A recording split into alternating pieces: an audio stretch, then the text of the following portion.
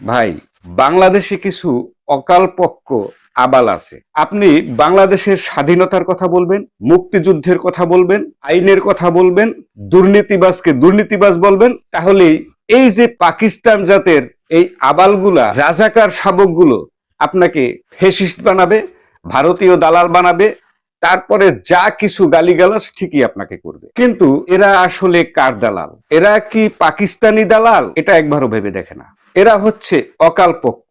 আর এই অকালপক্ষ এগুলো সবসময় মানুষের জন্য খারাপ, দেশের জন্য খারাপ, দেশের সার্বভৌমত্বের জন্য খারাপ। দেখবেন কিছু কিছু ব্যবসায়ীরা যারা ফল বিক্রি করে, ফলের ভিতরে রাসায়নিক পদার্থ দিয়ে কাঁচা ফলগুলোকে পাকিয়ে বাজারে বিক্রি করে। এগুলো যদি মানুষ খায় তার শরীরের জন্য ঝুঁকিপূর্ণ হয়ে দাঁড়ায়। আর এগুলো হচ্ছে সেই অকালপক্ষ। এগুলোকে এই যে দেখতে পাচ্ছেন ইউনূস, চোর বাটপার একটা অপদার্থ, এই অপদার্থ অসাধু ফল ব্যবসায়ীদের মতো এগুলোকে ধরে নিয়ে রাসায়নিক পদার্থ দিয়ে পাকিয়ে ফেলেছে অল্প বয়সে, যে কারণে আজকে দেশের অবস্থা খুব শোচনীয়। এদেরকে বিক্রি করে নিজের হাজার হাজার কোটি টাকার স্বার্থ উদ্ধার করে এদেরকে বাংলাদেশের উপরে চাপিয়ে দিয়ে গেছে।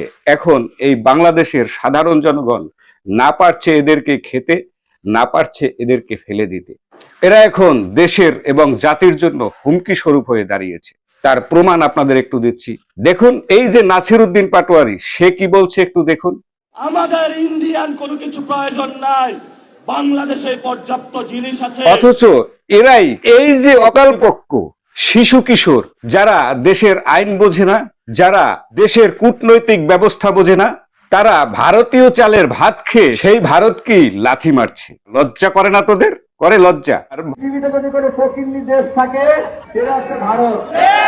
অথচ এরাই ভারতের চাল খাচ্ছ, ভারতের পেঁয়াজ খাচ্ছ, ভারতের ডাল খাচ্ছ, ভারতের তেল আনছ, ভারতের হারাম ডিজেল এনে সেই ডিজেল ব্যবহার করে পবিত্র ঈদ করতে যাবা। এটা কি তোমাদের হারাম না? লজ্জা করে না? এরা হচ্ছে সেই ফরমালিন দেওয়া কলার মতো, যে কলাগুলো খেলে মানুষের কিডনি পর্যন্ত নষ্ট হয়ে যায়। দেশের জন্য ক্ষতিকর, দেশের অর্থনীতি ক্ষতিকর। আর এদেরকে ফরমালিন দিয়ে পাকিয়েছে এই অপদার্থ জানোয়ার ইউনূস। এই দেশটাকে এই অপদার্থ শেষ করে দিয়েছে। এরপরে আসি জামাত ইসলামের শফিকুর রহমানের কাছে। কিছু কিছু কাঁঠাল আছে দেখবেন গাছে থাকতেই এরা ফেটে যায়। এরা ফেটে গিয়ে কাঁঠালের বিচি থেকে গজ বের হয়, শিকড় বের হয়, তবুও এই কাঁঠাল পাকে না। এই শফিকুর রহমান হচ্ছে সেই কাঁঠাল। ওনার বয়স হয়েছে কিন্তু এখন পর্যন্ত পাকে নাই। বীজ থেকে চারা হয়ে শিকড় বেরিয়ে গেছে, তারপরে উনি পাকে না।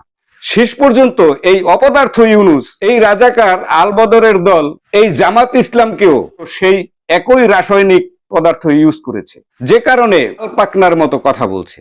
যারা দেশের সংবিধান বোঝে না, যারা দেশকে বোঝে না, যারা দেশের জনগণকে বোঝে না, শুধু ধর্মীয় অপব্যাখ্যা দিয়ে ধর্মের অপমান করে সাধারণ মানুষদেরকে ভুলভাল বুঝিয়ে তাদেরকে বেহেশতের নামে পাঠিয়ে দিচ্ছে জাহান্নামে। সংসদের প্রথম অধিবেশনে জাতীয় সঙ্গীতকে অপমান করে রাষ্ট্রপতির ভাষণ শুনবে না বলে সংসদ থেকে ওয়াকআউট করেছিল।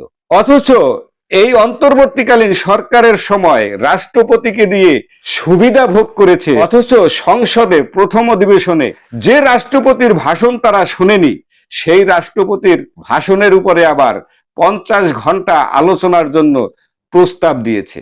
এই হচ্ছে অকালপক্ষ কাঁঠাল। এদেরকে রাসায়নিক পদার্থ দিয়ে পাকানো হয়, আর এই রাসায়নিক পদার্থ মানুষের শরীরের জন্য ভীষণ ক্ষতিকর। অতএব বাংলাদেশের সাধারণ জনগণদের বলবো, আপনারা এখনই সোচ্চার হন। এই যে বাংলাদেশের রাজাকারের দল, যারা দেশটাকেই চায়নি, তারা দেশের জন্য ক্ষতিকারক। যারা 1971 সাল থেকে এখন পর্যন্ত মানুষের ক্ষতি ছাড়া ভালো কিছু করেছে কিনা আমার জানা নেই।